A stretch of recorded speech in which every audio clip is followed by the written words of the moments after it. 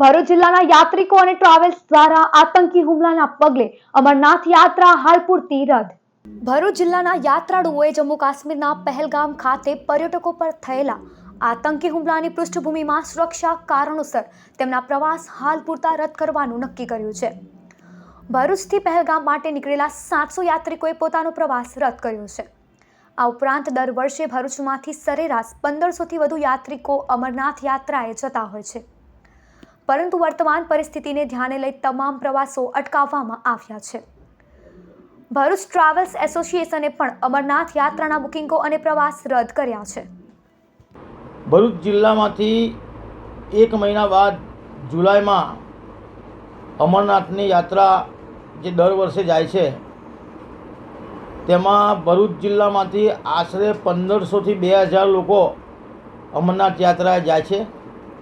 અમુક બસ દ્વારા જાય છે, અમુક ટ્રેન દ્વારા જાય છે।